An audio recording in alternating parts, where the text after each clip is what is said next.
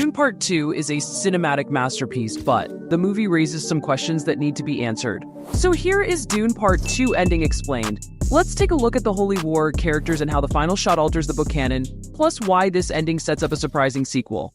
Similar to the book, Emperor Shaddam IV arrives in Arrakis at the film's end to put an end to the Fremen rebellion and punish the Harkonnens for not putting out his dirty work. Paul and the Fremen invade Arikian, the Arrakis capital city, and retake power using the Sandworms and the Atreides family atomic bombs.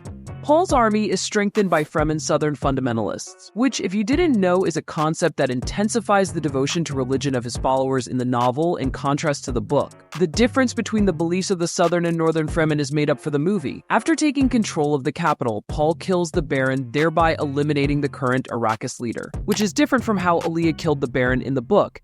However, in this version, she is not yet born. Paul later essentially states when he makes this declaration that I already own Arrakis because it was always mine, and that I'm going to take the entire empire as a treat because I own the spice.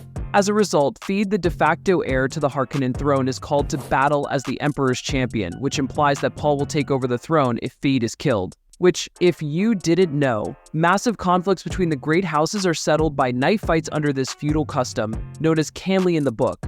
Arrakis and the throne are Paul's after he defeats Theed.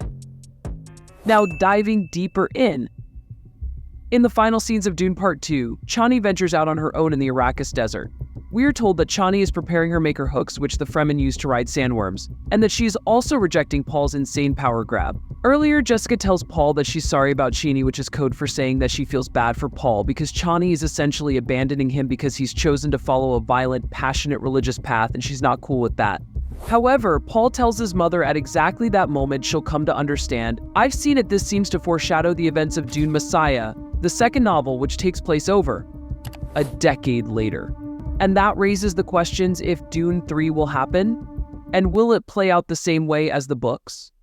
But before that, we need to talk about the elephant in the room. And of course it's the Holy War. Even after winning the first round, Paul comes across opposition from the great houses who reject his authority. In response, he issues a terrifying declaration of war, leading his army of Fremen into a brutal holy war, even though he knows it will be devastating.